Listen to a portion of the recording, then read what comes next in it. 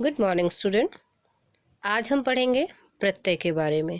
तो सबसे पहले हम देख लेते हैं कि प्रत्यय की परिभाषा क्या होती है।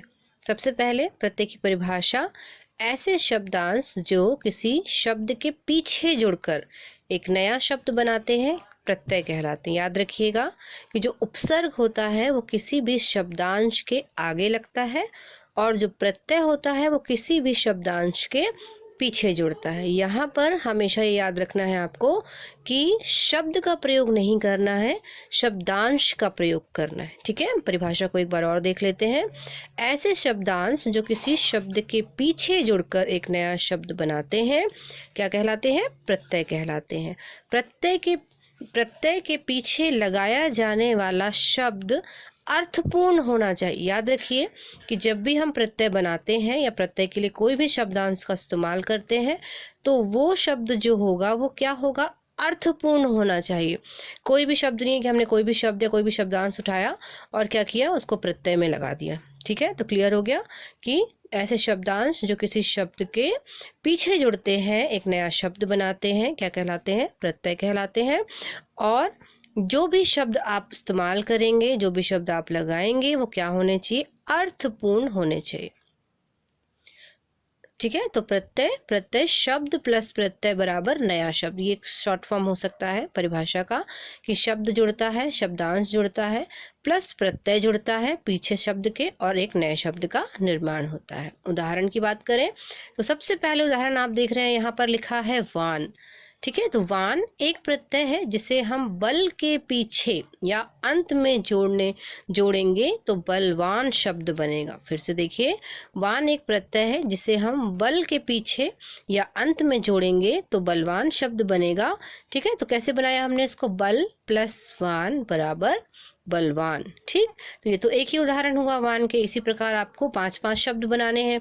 मतलब आज की क्लास में जितने भी हम शब्द आपको प्रत्यय के बताएंगे उनको आपको 5-5 शब्द स्वयं बनाने हैं। नहीं बनेगा तो अगली कक्षा में हम आपको वो चीज़ें बताएंगे, वो शब्द बनाकर दिखाएंगे, लेकिन प्रयास आपको करना है। यहाँ पर अगला जो है वो हम ले लेते हैं वान में। देखिए यहाँ बहुत सारे शब्द आपको दिख रहे हैं बने हुए, जैसे कि बल प्लस वान बराबर बलवान, पहल प्लस वान बराबर पहलवान, धन प्लस वान बराबर धनवान, भाग्य प्लस वान बराबर भाग्यवान और दया प्लस वान बराबर दयावान। मतलब यदि एग्जाम में अब प्रश्न किस तरह से आएंगे प्रत्यय के, तो सबसे पहले आएगा कि प्रत्यय की परिभाषा लिखिए उदाहरण सहित। तो आपको क्या करना है, आपको जो सबसे ऊपर बताई गई परिभाषा है उसको लिखना है। अगर एग्जाम में प्रश्न आता है कि प्रत्यय की परिभाषा को उदाहरण सहित बताइए तो आप क्या लिख लेंगे?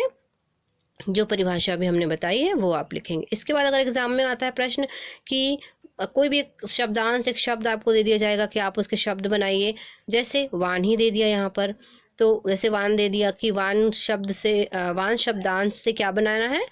अन्य शब्द बनाने हैं, प्रत्यय लगाना है। तो फिर आपने इतने सारे शब्द बना दिए, लेकिन इतने सारे बनाने एग्जाम में नहीं आते हैं, आपको सिर्फ 2 शब्द बनाने आएंगे। तो आप कोई भी 2 बना सकते हैं, बलवान बना सकते हैं, पहलवान शब्द बना सकते हैं, भाग्यवान शब्द बना सकते हैं, दयावान बना सकते हैं। ठीक है, तो क्लियर हुआ। ये अभी आपने पढ़ी परिभाषा प्रत्यय की और एक उदाहरण देखा। आइए अब हम आगे और उदाहरण देख लेते हैं कि और उदाहरण क्या हो सकते हैं। ठीक, तो आगे अब देख रहे हैं आप इतने सारे उदाहरण आपके सामने आ गए हैं जिनके आपको शब्द बनाने हैं। जैसे सबसे पहले आप देख रहे हैं यहाँ पे लिखा है ता, तो सफल धन ता बराबर बन गया सफलता। एक और शब्द क्या बना? विनम्र धनता बराबर क्या बन गया? विनम्रता। फिर दिया है अगला शब्द, देखिए पूर्वक, तो सम्मान पूर्वक, श्रद्धा पूर्वक। ठीक है, अगला जो दिया है यहाँ पर उदाहरण दार, तो यहाँ पर क्या हो जाएगा? हवा प्लस दार बराबर हवादार, दुकान प्लस दार बराबर दुकानदार, वाला प्लस यहाँ पे फल प्लस वाला फल वाला, कपड़े वाला फूल वाला, है ना। बहुत सारे जो सामान बेचते हैं, जैसे कि कपड़े वाला हो गया, फल वाला हो गया, सब्जी वाला हो गया, तो ये सब किस में आ जाएंगे? वाला प्रत्यय में। इसके बाद ईन, तो अब आप यहाँ पे देख रहे हैं ईन अलग तरह से लिखा हुआ है। ई बड़ी ई है और ना है, तो बड़ी ई का प्रयोग हम ना करते हुए बड़ी से क्या बनती है? मात्रा बनती है बड़ी की, तो क्या लगाएंगे? बड़ी ई और न। तो यहाँ पे क्या लिख देंगे? कुल धन ईन, तो बराबर बन जाएगा कुलीन। ठीक है, तो आप यहाँ नीचे देख रहे हैं, यहाँ पर लिखा है किस तरह से हमने ई को मात्रा में बदला और फिर ना लगाया और कुलीन। तो ग्राम धन ईन बराबर क्या हो जाएगा, ग्रामीण। क्लियर। अगला देखिए उदाहरण, उसी तरह से जो जैसा ईन वाला उदाहरण हमने पढ़ा वैसे ही उदाहरण है यहाँ पर इक। तो देखिए यहाँ पर कैसा लिखा है, धर्म, तो धार्मिक, है ना। और व्यापारिक, व्यापार लिखा है धन एक, तो ई में भी हमने क्या किया है, ई, क्योंकि ये ई छोटी ई है तो हमने छोटी की मात्रा ली है, और क, तो धार्मिक और व्यापारिक। क्लियर हुआ। तो आपने कुछ उदाहरण और पढ़ लिए यहाँ पर। कौन कौन से उदाहरण पढ़े, ता, पूर्वक, दार, वाला, इन और एक। तो अब आपका होमवर्क क्या है कि आपको जो दो दो शब्द यहाँ पे दिए गए हैं आपको उनको 5-5 शब्द बनाने, दो तो यहाँ दिए गए हैं, 3-3 और बनाइए आप, है ना।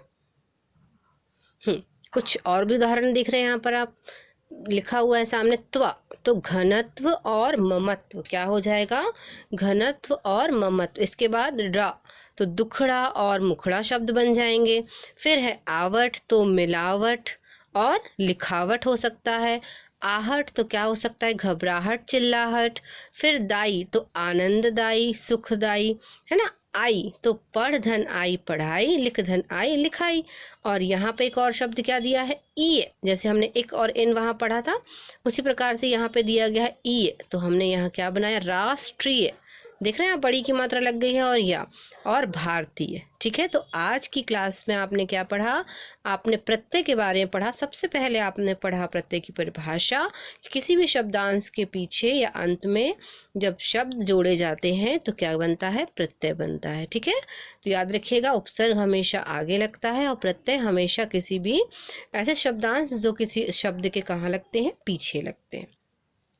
आपने 14 लगभग 14 उदाहरण देखे हैं जिनमें दो दो उदाहरण आपको बताए गए हैं। अब आपका जो होमवर्क है, आपको क्या करना है, आपको ये जो दो दो शब्द आप देख रहे हैं उनके 5-5 शब्द बनाने हैं। 2 आपने बना लिए हैं, आपको 3-3 और बनाने हैं, ये आपका होमवर्क है ना। और आपको इसको लिख कर, इसकी फोटो खींच कर मुझे भेजनी है ताकि हम चेक कर सकें कि जो आपने किया है वो आपको समझ आया है कि नहीं, और आपने उसको ठीक से किया है कि नहीं। ठीक है, तो आप इसे अभी नोट कीजिए और याद कीजिए।